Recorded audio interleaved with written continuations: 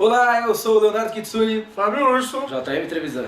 e para falar de um mangá sobre autores de mangá, nós trouxemos um autor de mangá. Bakuman do VideoQuest.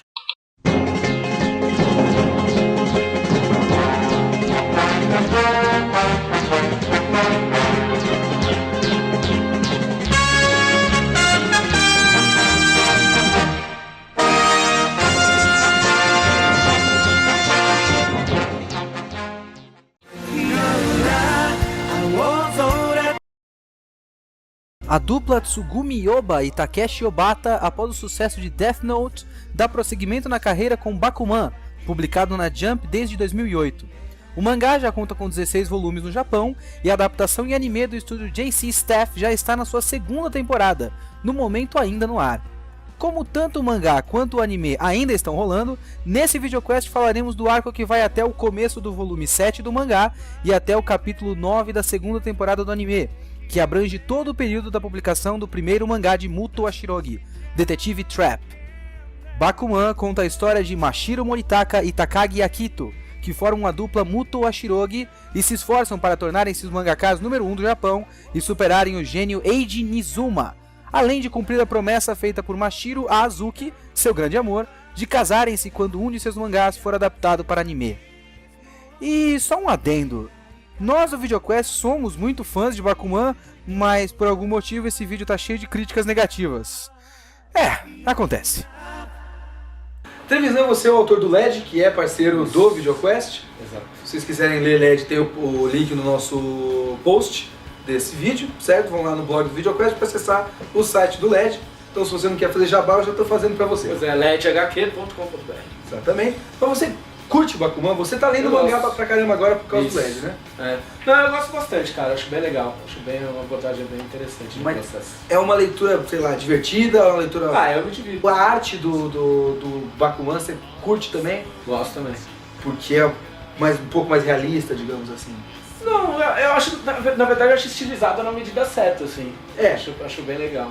O Lobo é um fãzaço do artista do Lobo, desenhista do LED. Porque eu acho, pessoalmente, a arte do Bakuman razoavelmente realista se você contrastar com outras coisas da própria Jump, por exemplo. Se você pegar com One Piece, por exemplo, o One Piece é uma loucura visual, enquanto o Bakuman é pé no chão. Mas se a gente fosse partir pela temática, podia até ser mais sério, mais sisudo, assim, por ser uma temática mais... E eu acho que Bakuman, porque a gente está falando de realismo aqui no Bakuman, e Bakuman também tem a dose certa de realismo, porque ele não é completamente realista, como todo mundo fala, como muita gente fala, que é, nossa, como se fosse um documentário. Não é um documentário, né? Pelo amor de Deus. Não, é uma vida editada. Isso! É uma vida editada e romanceada de um autor de mangá. Não, é tipo os melhores momentos do Fantástico, né, cara? Os caras pegam só o que tem de mais legal, assim, ou de mais trágico e colocam, mas a rotina não é... Tipo, não é toda hora que você tem uma ideia fantástica. Pois é, não é toda hora que tem um grande conflito, né? Porque Bakuman tem muito conflito. A gente tá falando aqui até o volume 7, e até o volume 7 você tem várias publicações diferentes de one shot e tudo mais. Você tem a doença do Mashiro. Que é um dos principais eventos dessa primeira parte. Sim. Digamos que é o clímax do arco, né? Porque depois ele só desce. Desce, não tô falando que ele fica mais chato, tá? Não é isso. Mas ele chega num pico de emoção e depois a coisa fica um pouco mais normal, digamos assim. Então tem a doença, tem o boicote, tem o Nakai na neve, tem muita coisa acontecendo. A relação deles com os outros mangakas. Você tem algum rival, assim? Você fala, eu preciso superá-lo. Não. Nem tem como, né? Todo mundo publica de um jeito diferente aqui no Brasil. Pois é, o único que faz... Tipo, um mangá mais ou menos do tipo que eu tô fazendo é o Kassari, que é meu amigo, então. Que é amigo pessoal, então não tem muito como rival. Não, inclusive ele me ajuda no LED, então.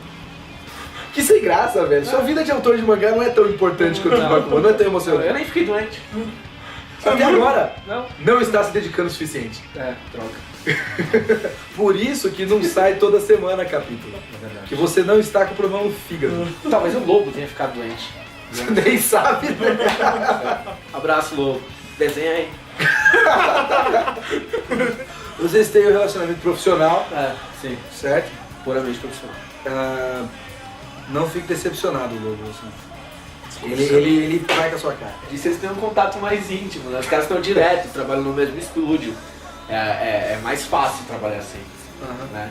Agora o Lobo a gente nem se conhece pessoalmente, né? Ele mora em Recife, eu moro em São Paulo. Isso é bizarro pra mim. Agora, outra coisa que é bem dramatizada em Bakuman é a relação dos autores com os editores, que é muito. É uma coisa muito intensa, digamos assim, no Bakuman. E eu acho que a relação do Hattori com os dois chega a ser até meio que paterna.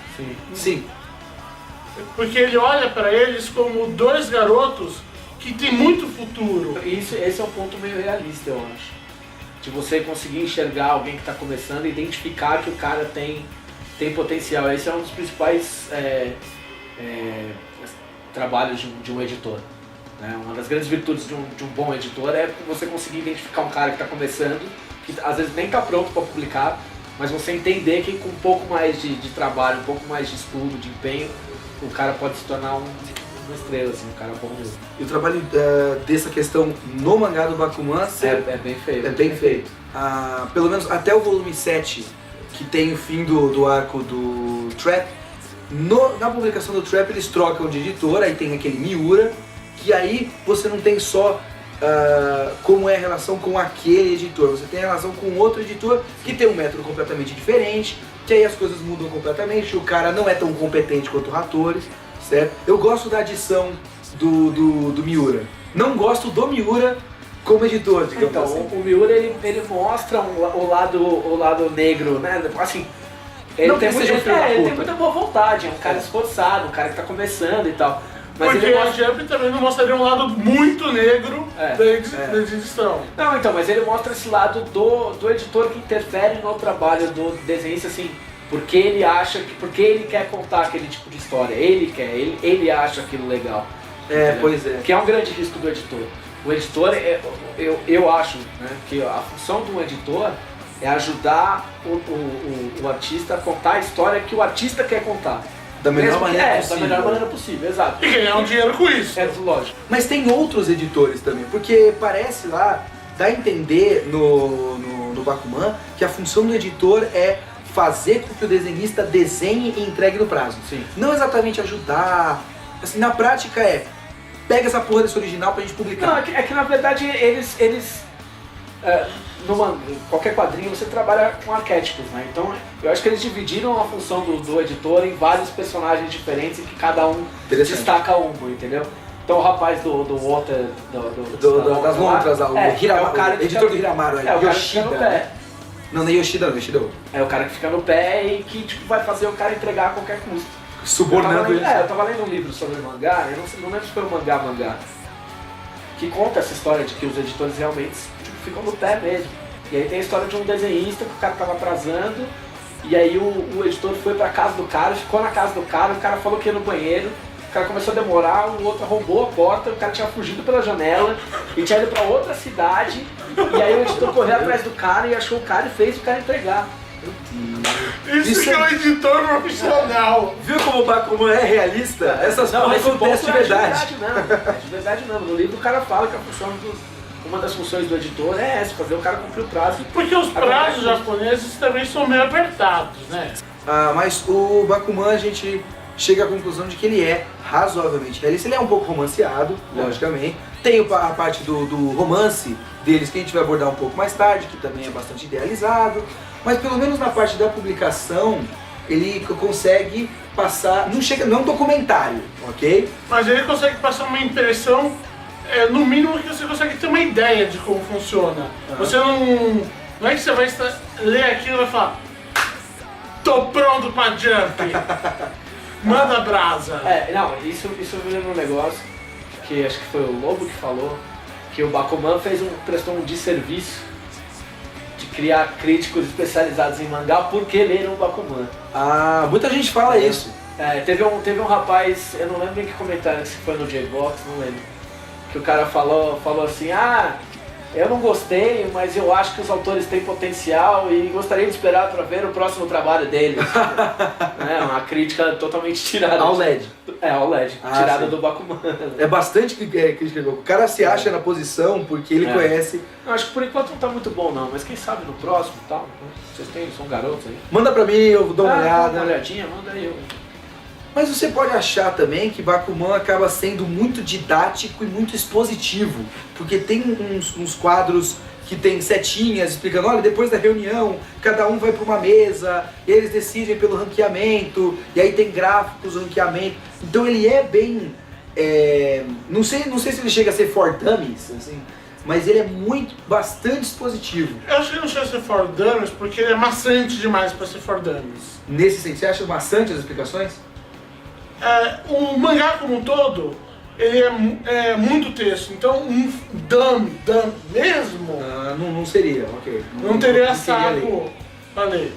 Mas uma pessoa que não conhece nada do sistema, que apenas comprou uma Jump ou viu o mangá e achou bonitinho o cara da capa, eu acho que é bastante explicativo. E assim, mas você acha necessário ser tão explicativo assim? É porque para algumas pessoas aquele sistema é completamente alienígena. Pois é, mas aí eu fico pensando, os autores conhecem, mas os autores parece que eles ficam explicando para eles mesmos o tempo todo. Mas isso é normal.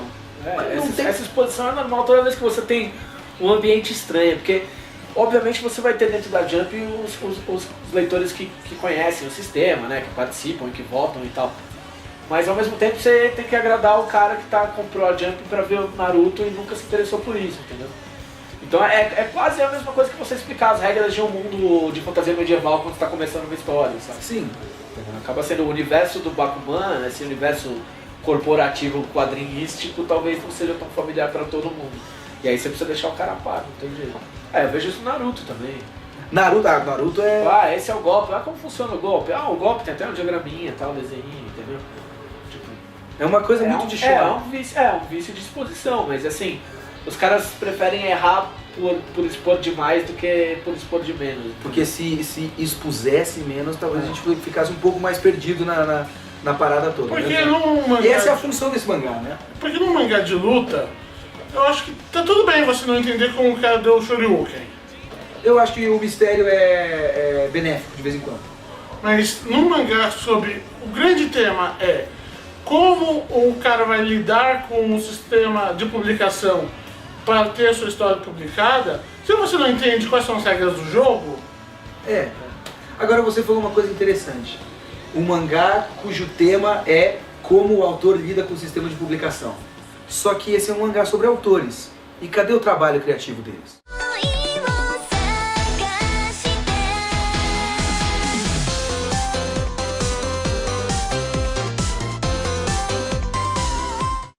Até o fim do arco do Trap, você vê a produção de vários one-shots e você vê a produção do primeiro mangá serializado deles, que é o Detetive Trap, que é uma história bem legal, a ideia parece bem legal, certo? Só que há um problema que eu tenho com essas histórias que eu não sei se elas são legais porque eu não li elas de fato, então fica sempre aquela noção de elas só são legais porque os caras lá estão falando que são.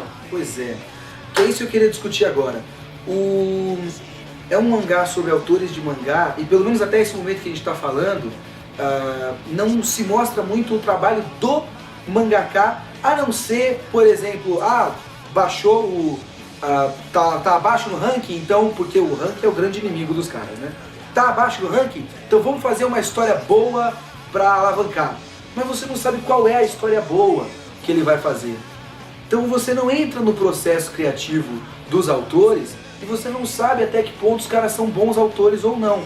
Por exemplo, o Eiji é um gênio. Por que que ele é um gênio? Só se for pelo fato de que ele é um cara extremamente eficiente. Então, a impressão que me dá é que eles consideram ele um gênio porque ele se mantém muito tempo, né, em posições altas no ranking. Ele é muito novo quando ele aparece na Jump, porque ele consegue fazer sozinho praticamente, que ele praticamente não precisa de assistente. Tem uma hora que ele vai fazer o rascunho lá, que ele faz em 5 minutos. Sim, pois é. Então ele desenha, obviamente ele desenha muito bem, e a história dele é muito famosa, mas a gente nunca chega a saber, a ver a história, por exemplo. A gente não sabe porque ele... Não há nenhum indício, eles não falam a história é assim, a história é assado. Pois é. Tem uma vez que eles mostram. Mostra um pouquinho de uma página, mostra a arte, mostra a capa da Jump e tudo mais. Mas você não tem, tem a visão geral, tipo, uma história inteira que você possa ler e ver se é legal pra caralho. Ou então, por exemplo, mostrar o autor tendo as ideias. Porque você vê o Takagi, que é um cara, que é o roteirista, você vê o Takagi sentado, pensando, preciso fazer uma história boa. Mas não ele pensando, eu preciso fazer uma história boa e eu acho que eu vou fazer uma ideia que o cara faz isso e aquilo, porque eu pensei e eu vi outra coisa outro dia que me inspirou. Não tem isso. Sistema de criação de mangá miojo, né? 3 minutos o cara já sai com a ideia pronta. Pois é, o cara tem... hoje eu tive mais 4 ideias, na época dos one shots, tive mais 4 ideias durante a aula.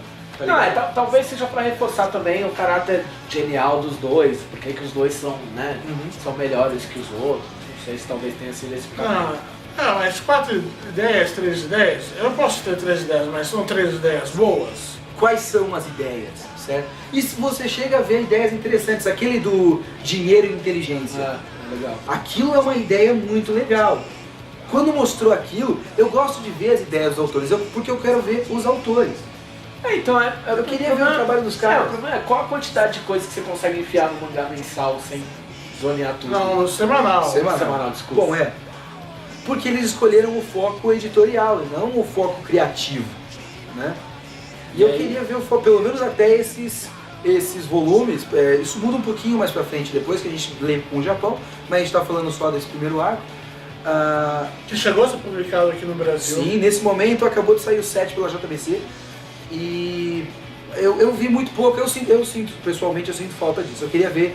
Talvez eles tenham preferido fazer essa divisão pra ambientar todo mundo no negócio editorial, pra mostrar as regras do jogo mais claramente, pra depois talvez partir pra outros temas mais criativos, tá? Que eu não li o resto, então não sei.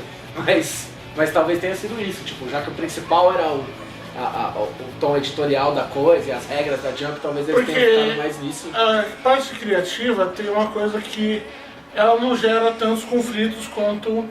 Exatamente. Aí sim, talvez. Porque você não vai sair na porrada com o cara porque ele tem uma história diferente. Mas você poderia muito bem sair na porrada com o cara porque ele te tirou o seu lugar na Jump.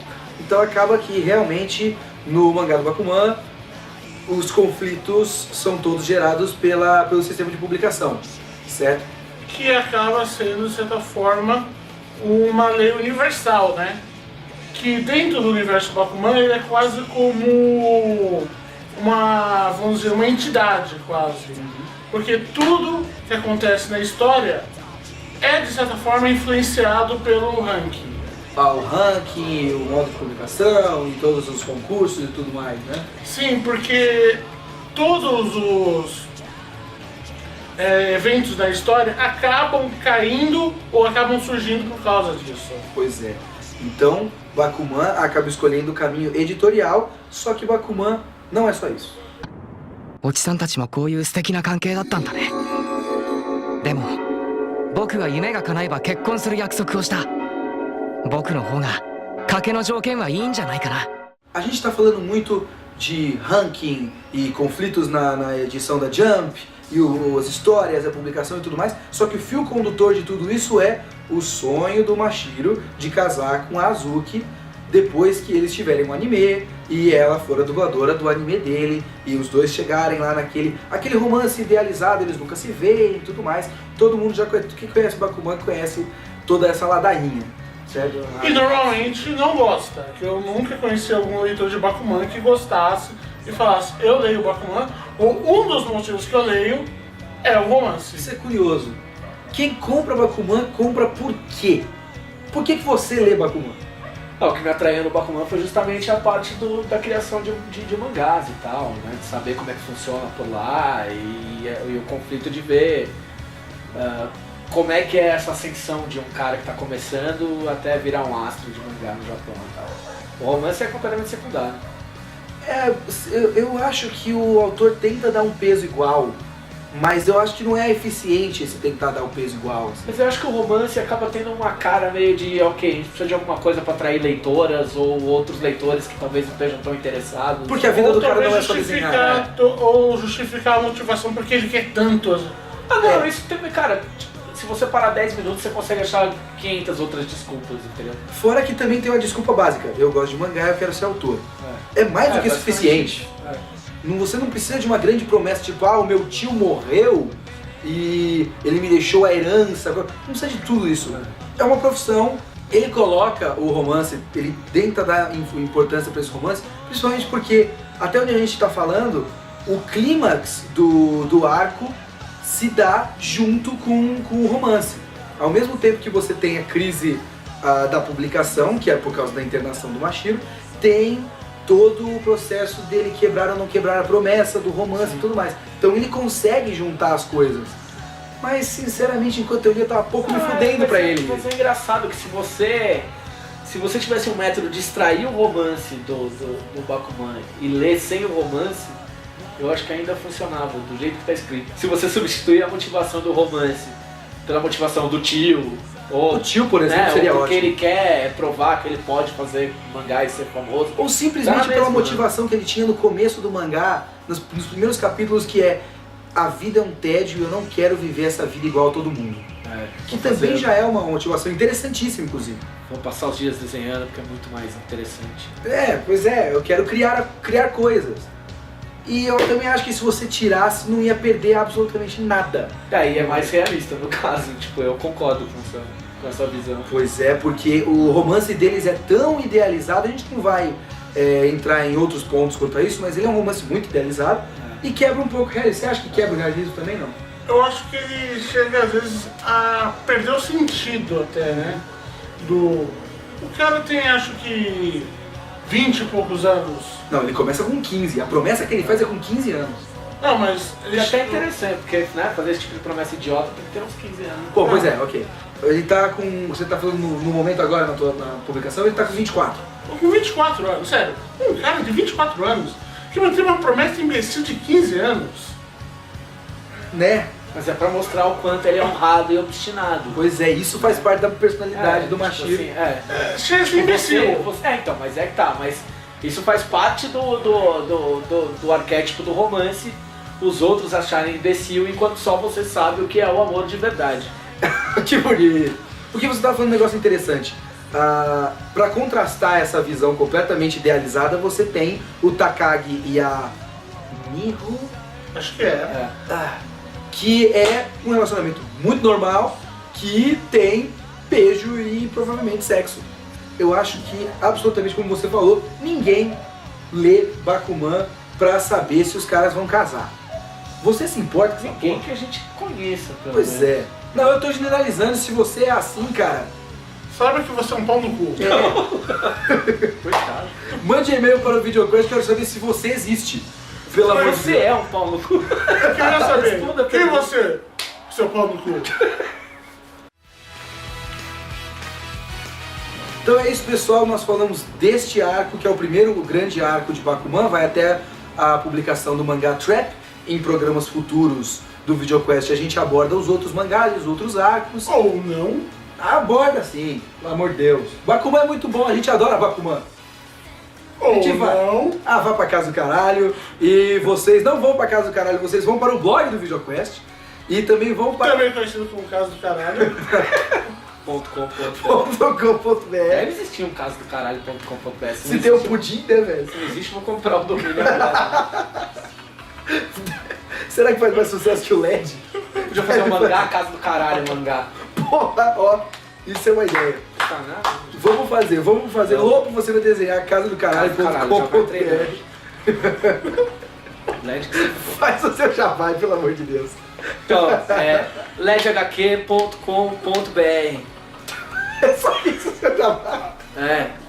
Pô, vou falar o que? Meu padrinho é legal? hentai? Não sei, cara. Ou será que é tipo um site muito mal bagunçado, parecendo aqueles anos 90? Assim, com gif animado, de foguinho. Não, E a gente aquele vai fazer bebê assim. dançando? A gente vai olhar a casa do caralho e a gente volta pra contar o que tem. Cara, mandem e-mail para o Videoquest, videoquest@live.com. Ou Sigam a gente no... caralho, se vocês quiserem. Sigam a gente no Twitter, sigam o LED HQ no Twitter, sigam o Trevisan no Twitter, sigam JM o Lobo no Twitter, também é Lobo, ótimo. Borges. E eu só queria fechar esse vídeo dizendo que Bakuman foi um mangá que, por causa do todo empenho e de todo o processo de publicação e tudo mais, incentivou a gente a colocar o VideoQuest no ar. Exatamente, nós somos mais um daquela crítica desnecessária que surgiu por causa de Bakuman. Pois é, nós somos Muito prepotentes. obrigado, viu? Valeu. Essa prepotência toda do VideoQuest é por causa do Bakuman que faz a gente achar que entende alguma coisa. Então se vocês acham que eu e o Urso e o Azrael somos babacas, a culpa é do Bakuman. Até semana que Vai vem. falar com o cara.